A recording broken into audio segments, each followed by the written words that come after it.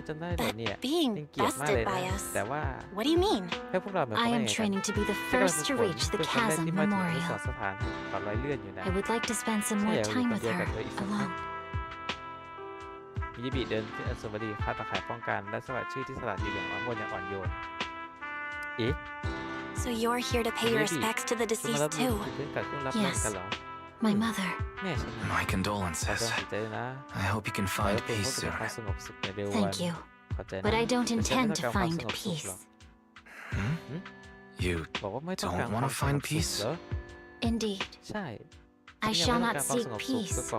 until all those responsible for the fall of the old capital are apprehended. สายตาแน่นิ่งมาจ้องหาสายตาเ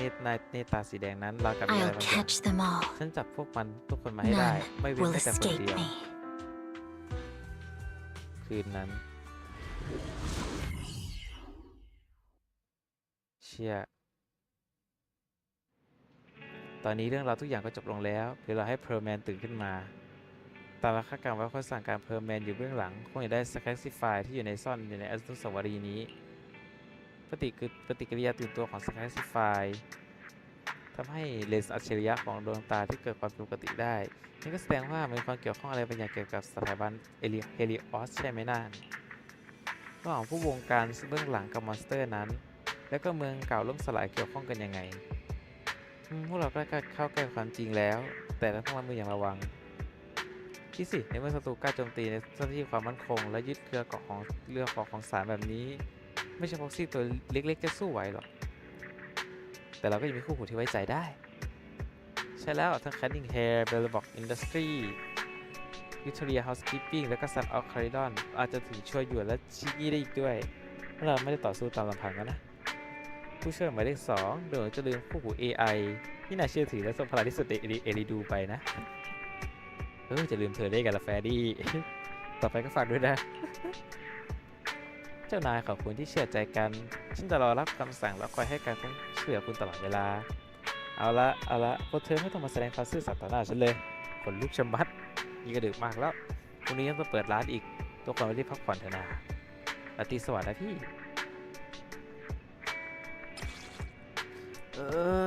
เนื้อเรื่องจบแล้วทุกคนเนื้อเรื่องจบแล้วเนื้อเรื่องจบแล้วทุกคนเที่ยงคืนกว่าไหนดูสิมีอะไรให้เล่นมั่งของเฟอร์ไนซ์กับของฉิงยี่ยังไม่ได้เล่นเลยนี่หว่าดองไว้ไม่ได้เดี๋ยวค่อยความลับของเอเจนต์ซ้ำสามารถทำซ้ำได้กลับไปที่ห้องนอนเพื่อพักผ่อนชั้น2ไปเรากลับไปนอนให้มันจบเรื่องดีกว่าหลังจากนี้ก็น่าจะเป็นการปิดไลน์แล้วแหละเพราะฉะนั้นก็ขอให้โชคดีแล้วกันนะครับทุกคนสำหรับวันนี้ก็วันนี้เล่นในเรื่องจนจบแล้วด้วยพร้อมกับทุกคนเนาะเอาว่าวันนี้ก็ขอปิดไลน์ไว้ก่อนแล้วกันเนาะแต่ขอนอนปุ๊บก็ปิดไลน์เลยแล้วกันเอาว่าสวัสดีก็ขอให้โชคดีแล้วกันนะครับทุกคนแล้วก็วันนี้เป็นวันที่1แล้วเนาะโอเคครับก็ใครอย่าลืมไปสวัสดีวันเกิดมารูนะช่องมารูคารีอย่าลืมไปด้วยละวันนี้วันเกิดนางเที่ยงค่ำคืนแล้วเดี๋ยวผมค่อยไปบอกนางโดยตรงดีกว่าแต่สำหรับวันนี้ก็ใครโอเคขอลาไปก่อนนะครับวันนี้ไม่ไหวแล้วบายบายเดี๋ยวกลับไปเล่นในเรื่องเดี๋ยวกลับไปเล่นไปฟาร์มของต่ออีกสักนิดนึงเดี๋ยวค่อยนอนทุกคนเอาละหลับฝันดีทุกคนบ๊ายบายรีบนอน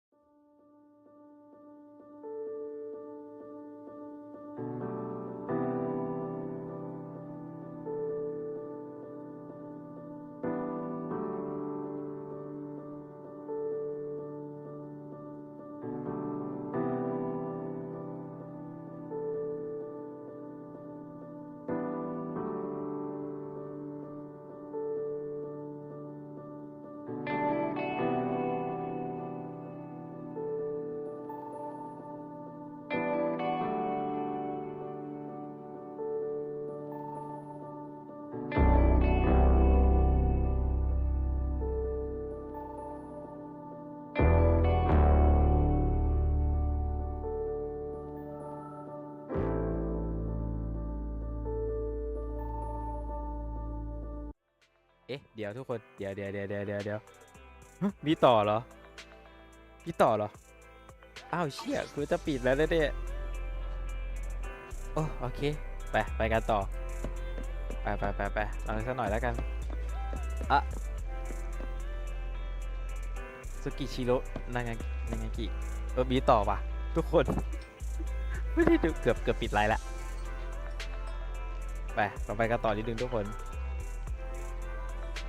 โอ้โหสมกับเป็นยอดฝีมือจาก Section 6 จริงๆแป๊บเดียวพวกคุณก็จัดการกับแก๊งที่มีชื่อเสียงเฉาโฉอย่างไร้หน้าจะสิ้นซากมากินเยอะๆไปแล้วครับพวกคุณ 20% อ้าว General คุณชอบคำว่ากำจัดให้สิ้นซากแล้วก็พูดที่สื่อความหมายเกินจริงไปหน่อยแต่เมื่อพวกคุณมีเจตนาดีงั้นพวกเราก็จะไปเกรงใจแล้วนะทุกคนถ้ากินเสร็จแล้วพวกเราก็จะย้ายกันตรงนี้เลยนะ ครั้งนี้เกิดเหตุการณ์ที่กระทันหันต้องขอโทษจริงๆที่ต้องให้ทุกคนทำงานตั้งแต่ดึกจนถึงตอนนี้ทุกคนกลับพักผ่อนให้เต็มที่เถอะนะรายงานภารกิจของวันนี้ Section 6 จะร่วมกันรับผิดชอบพรุ่งนี้หลังเข้างานทุกคนก็ต้องกรอกใบลาแค่ต้องกรอกใบลาและใบรับรองการย้ายปฏิบัติการชั่วคราวก็พอว้าวเราไปทำธุรกิจกับพี่ยังไงงี้ดีจังเลยไม่ใช่แค่เลี้ยงข้าวเราแล้วไม่ต้องเขียนรายงานด้วยแถมไม่ต้องเขียนรายงานด้วยรองหัวหน้าซึกิชิโร่คุณเกรงใจเกินไปแล้วได้ยินว่าตอนนี้การจับกุมของเซสชั่นไฟยังไม่เสร็จสิ้นเลยเมื่อเราเป็นกลุ่มที่เลิกงานเร็วที่สุดแล้วล่ะจากนั้นไม่นานเจ้าที่สมุนจากบริการพิเศษฮอลโลของแฮนก็จะไปที่นี่เอ๊ะคุณคืออ๋อไม่เจอกันนานเลยนะรองหัวหน้าซึกิชิโร่นางางิคนนี้เองขอโทษทีฉันนึกไม่ออกนะฉันจำคุณได้คุณคือหัวหน้าสำรวจทีมสำรวจอิสระที่เคยเข้าร่วมภารกิจฮอลโลซีโร่ก่อนหน้านี้และแมงบูของตัวของคุณก็ช่วยเราไว้มากมายส่วนเกิดไปแล้วหน้าที่มันช่วยได้ทั้งนั้นเองแหละหอมตัวไปเกินไปแล้วได้ยินว่าช่วงนี้ทีมของคุณกำลังจะไปทำภารกิจต่างๆในฮอลโลซีโร่อยู่เมื่อไรด่านหน้าต่างพากันชื่นชมคุณไม่ขาดปากเลยเมื่อกี้ฉันคิดอยู่ว่าทำไมถึงบังเอิญเจอคุณได้ร้านวิดีโอของคุณสอนพี่น้องก็อยู่แถวนี้นี่นาเอ๊ะรู้ได้ไงเนี่ย เสียมารยาทซะแล้วค่ะใน Section 6 เนี่ยฉันรับผิดชอบเรื่องงานข่าวกรองเป็นหลักการรวบรวมข้อมูลของมัธมิตรก็เป็นหน้าที่ของฉันเหมือนกันถ้าทำให้คุณไม่พอใจฉันก็ต้องขอโทษด้วยนะไม่เป็นไรที่สิ่งต้องแลกเพื่อการเข้าร่วมปฏิบัติการภารกิจที่สำคัญอยู่แล้วยังเฉยๆให้ฉันด้วยได้ไหมถูมือละเฉยๆได้ไหม ไม่เอากูตอบล่าเลยว่าไปชดเชยงั้นหรอเข้าใจแล้วฉันเข้าใจแล้วขอแค่เป็นสิ่งที่สามารถทำได้ก็พอค่ะงั้นเดินไปดูที่ร้านด้วยกันไหมสมัครบัตรสมาชิกของเราสักหน่อยไหม ขายของค่าชวนพอการชดเชยที่ว่ามีแค่นี้เองเหรอเมื่อกี้ฉันว่าจะต้องบอกลาเงินเดือนนี้แล้วซะอีกน่ะล้อเล่นน่ะฉันจะรับเงื่อนไขของคุณวันนี้วันหยุดพอดีฉันชอบวิดีโอเทปไปด้วยดีกว่าอีกูโดนในเรื่องจบแล้วเนี่ย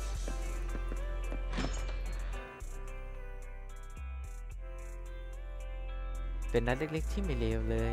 คอลเลคชั่นก็มีหลากหลายด้วยมีเรื่องที่อยากดูป่ะล่ะแนะนำได้นะเมื่อคืนทำ OT ทั้งคืนรู้สึกว่าตอนนี้อยู่ในสถานการณ์ทำงานอยู่เลยถ้ามีหนังที่ทำให้ผ่อนคลายลงก็คงจะดีกว่านี้คอมเมดี้เป็นไงอย่างเช่น Small Body Big Crisis น่ะตัวเอกป๊อปตื่นขึ้นมาพบว่าตัวเองได้กลายเป็นแบงบูเก่าๆที่อยู่ในสถานีร้างเพื่อตามหาร่างกลับคืนมาเขาจึงปลอมตัวเป็นแบงบูแล้วออกเดินทางมาจนภัยไม่ชอบหรอเป็นอะไรไปนานๆจู่ๆเขานึกว่าตั้งแต่ที่ยืมแบงบูของคุณไปครั้งก่อนท่านเนอร์ได้เก็บอุปกรณ์ระบบของแบงบูรุ่นมาตรฐานและพวกนี้ก็จะต้องส่งแบบสำรวจแล้วต้องเตือนนะฮารุมาสะว่าแบบนี้ไม่ใช่แบบปรนัยถ้าให้แบงบูตอบแบบสำรวจเหมือนเมื่อก่อนจะถูกจับใต้เอาแย่แล้วเผื่อเดี๋ยวคิดเรื่องไงแล้วอัตราการปรากฏตัวของแบงบูในหนังเรื่องนี้สูงเกินไปดูเหมือนจะทำการแพ้ได้จะเปลี่ยนเรื่องไปหนังเรื่องอื่นดีกว่างั้นเอาวาไรตี้แทลสำหรับร้านค้าอย่างเช่นThe Redo Tour น่ะฟังดูไม่เลวนะแค่เห็นคนอื่นกินสมองก็ไหลมีหลั่งโดปามีนออกมาอีกอย่างเด็กที่อาศัยอยู่ด้วยฉันก็มีหัวหน้าดูแลอยู่ไม่ต้องห่วงว่าเธอจะเห็นข้าวแล้วต้องร้องหิวขึ้นมาน่ะอีกอย่างเดินหน้าก็ใช้เชื่อมสัมพันธ์กับSection 5 Section 5ด้วยไม่น่าจะมีตัวเลือกอื่นที่เหมาะสมก็ได้เดี๋ยวนะมันกลับมาเรื่องไงแล้วเหรอแป๊บเดียวก็ไปโผล่เชื่อมสัมพันธ์ครั้งก่อนที่ต้องพูดเฉลี่ย100 ประโยคต่อชั่วโมงเพื่อไม่ให้บรรยากาศเย็นชาก็เริ่มเหนื่อยแล้วล่ะเรื่องเชื่อมสัมพันธ์เพื่อ New Redo Tour น่าจะThe Redo Tour น่าจะไม่เหมาะกับคุณนะผู้จัดการโยเทป We Need You คืออะไรเหรอรู้สึกว่าร้านของพวกทุนตัวเดียวต้องแยะเป็นเรื่องคิดเหรอก็แค่รวบรวมโฆษณาและสมัครงานน่ะสินค้าขายไม่ออกก็ที่ซัพพลายเออร์ส่งมาให้นะดีกว่าตำแหน่งงานครอบคลุมทุกสาขาอาชีพใน New Redo แต่ก็คาดไม่ถึงนะแต่ไม่มีตำแหน่งที่ไม่มีรับสมัครวิดีโอเทปวันนี้ น่าจะเหมาะกับ Section 6 นะ เอาไปใช้ทำอะไรนะช่วงนี้รับความบันแรงสนใจจากภายนอกมากเกินไปพวกหัวหน้ามีแฟนคลับอยู่ไม่น้อยเลยที่จะได้เกาะติดกันถึงกับส่งเรซูเม่ไปที่จะแทบจะลดออฟฟิศตัดสินใจแล้วละฉันเอาม้วนเทปนี้ไปศึกษาดีกว่าถ้าในหาเหมาะสมมันก็ไปเปิดในห้องสัมภาษณ์ในอนาคตเหตุผลในการเช่าก็ยังเป็นงานไปแล้วอะก็ไม่ใช่แบบนั้นสักทีเดียวพอดูมาแล้วก็นึกถึงอนาคตไปด้วยนะรู้สึกว่ามันน่าจะไม่เลวปกติของซิสก็มีความใฝ่ฝันอาชีพอื่นด้วยเหรอเนี่ยดูแลบ้านพักตากอากาศบนภูเขาแบ็คแคลนกับสาวใช้บริษัทอะไรทำนองนั้นความฝันชัดเจนขนาดนี้เป็นเนื้อหาในเทปวิดีโอเทปเหรอถึงมันจะยากที่ปฏิเสธถึงเงินเดือนเกษียณของ Section 6 แต่การเข้าร่วมแฮนด์ HAND ก็ไม่ใช่ตัวเลือกของตัวแรกๆของฉันหรอกนะเราเรียกคุยที่ยาวเหยียดเลย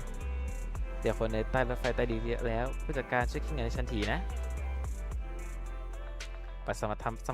บัตรสมาชิกให้คุณนางากิหลังจากนั้นก็ส่งเธอออกไปจากร้านวิดีโอเบลเมื่อกี้ลูกค้ามาที่ร้านเหรอทำไมถึงมีเทปวีนิจูวางอยู่บนเคาน์เตอร์ล่ะแย่แล้วไม่ได้วิดีโอเทปไปด้วยพูดถึงใครน่ะเล่าให้ฟังเองก็ลืมไปเหมือนกันเหรอเนี่ยเบลดูเหมือนเธอต้องขึ้นรถไฟฟ้าใต้ดินตามไปแล้วนะกูต้องเล่นต่อจริงใช่ไหมเนี่ยคงใช่กูคงต้องเล่นต่อ เชื่อว่าแค่นี้กูยังคือกูไม่เคยจะต้องมันดองนะเนี่ยกูว้าไปเลยแล้วกันไม่ไหวแล้วแต่ยังไม่อยากปิดไลฟ์นี่ไงผู้จัดการคนมาที่นี่ยังไงเนี่ยลืมเอาเทปไปด้วยทำบัตรสมาชิกเสร็จก็ลืมเรื่องนี้ขอบคุณที่เอาวิดีโอเทปมาให้ไม่เคยคุยกันเมื่อกี้รู้สึกผ่อนคลายขึ้นมาแต่ในฐานะของสมาชิก Section 6 การลดความระมัดระวังในช่วงวันหยุดแบบนี้ถือเป็นการเลือกต้องห้ามเพราะคุณอาจจะเป็นบุคคลอันตรายก็ได้ฉันเปล่าไม่ใช่ซะหน่อยเราเล่นหน้าเอาเป็นว่าจะดีใจมากที่ไปเยือนร้านเล็กๆของคุณนะถ้าเจอกันใหม่ผู้จัดการจะต้องอุดหนุนบ่อยๆถ้าเจอกันใน Hollow Zero ก็ฝากตัวด้วยนะพระเจ้าช่วยสวัสดีครับรอบนี้จะแต่ของเบิ่มเท่านั้นเลยเนี่ยโอเคเลยเจอแต่ของเบิ่มรอบนี้ซีซ่าเบอร์ไนท์เสร็จไอ้นี่ต่อ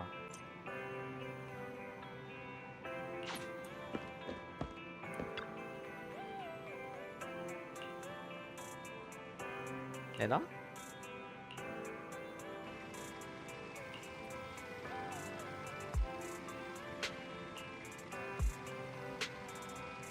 ขอกลับบ้าน2 หลังหรอก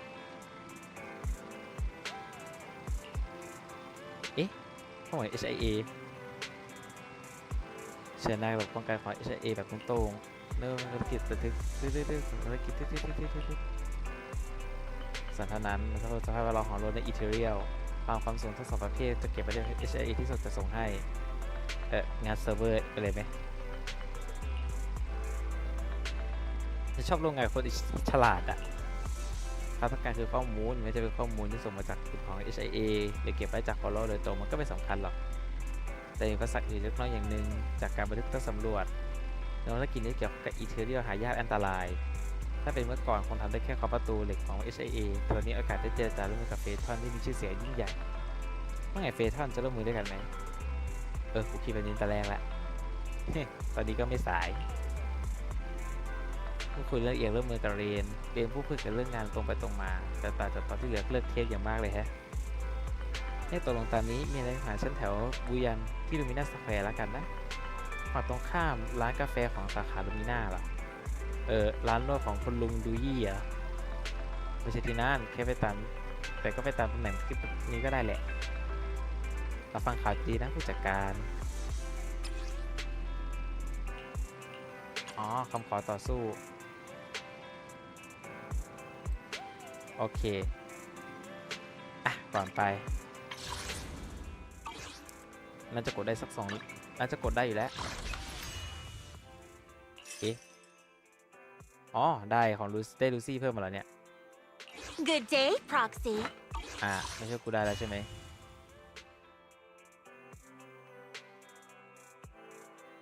ต่อไฟลุกโชนก็คือกูเล่นในเรื่องนี้เลย3 วันชิบหายแล้วเพียบเลยนี่หว่าจะเล่นทันไหมในช่วงนี้โอ้ชิตกูปิดดีกว่า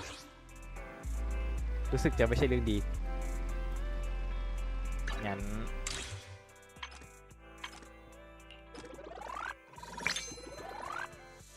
สำเร็จในเรื่องบทที่4แล้วไปจะเหลือก็เหลือแค่คู่มือของคุณ2อยู่โอเคฟังสำเร็จเฟทันโอเครับไปรับเควสซะ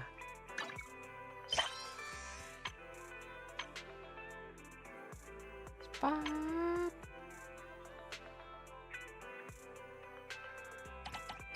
โอ้โหดองเนื้อเรื่องหนักมากดองจัดแหละนี่เดี๋ยวพอเราไม่ได้ลองเล่นวิธีออดิชั่นวะ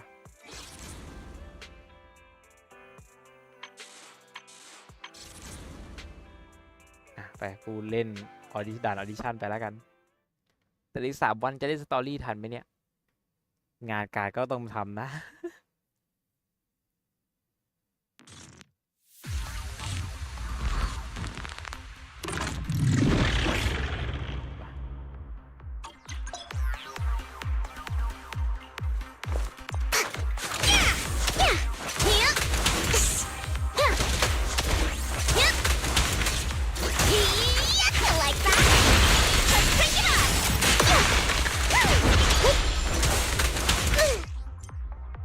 ในโจฟิลค็อกเทล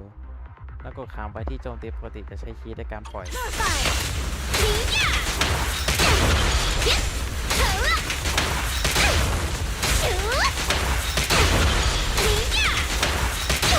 You kids are bursting with I'll handle the rest. Give the boys a breather too.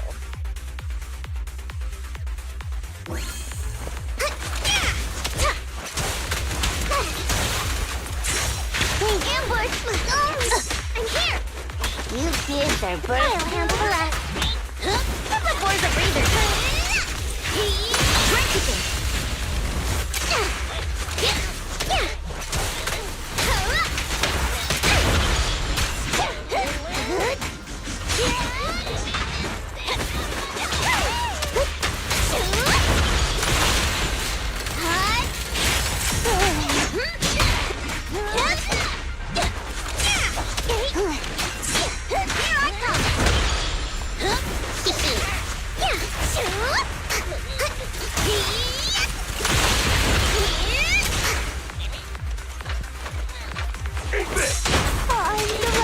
Good work, Piper. Let's have a rest for you.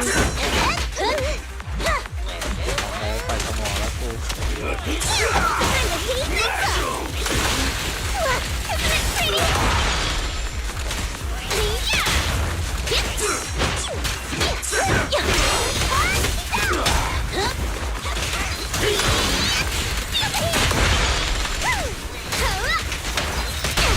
Great hit.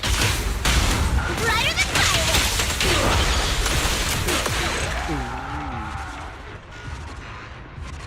ปิดท้ายไป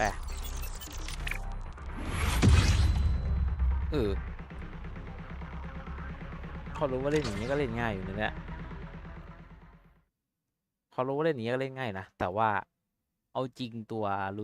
เบอร์ไนซ์ก็แบบเป็นตัวที่ปั้นดีๆที่PSได้ง่ายๆเลยนะเนี่ยโดนป้ายยาแล้วเนี่ยกูชิบหายแล้วช่างมันเพื่อจะไม่ให้โดนนี่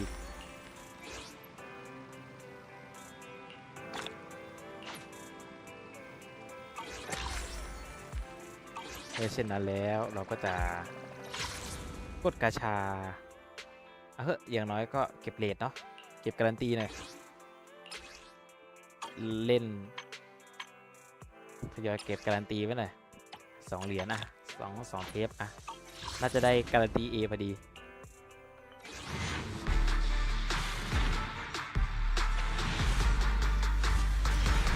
ดีโอเคเพราะกูบอกได้เก็บการันตีไม่ก็การันตีให้กูเลยเยี่ยมเลยมาเรามีมาดูดิกูได้การันตี A อ่ะไหน1 2 3 Got a gig that pays well? Count me in. นิโคเหรอหวัดดีนิโคไม่ได้เจอกันนานดูดิตุ๊กกูต้องได้การันตีอ่ะคนดูอะไรดูเกลือ Did you call me? Nothing to fear. The cunning hairs are here. ดูซีนีมาดูซีเนีย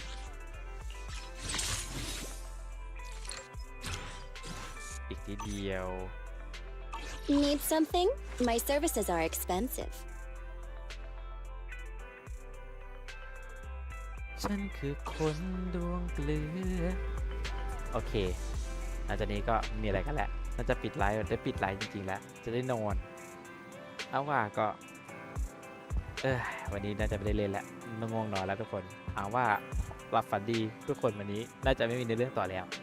นะครับทุกคนขอให้โชคดีนะครับบ๊ายบายเด้อ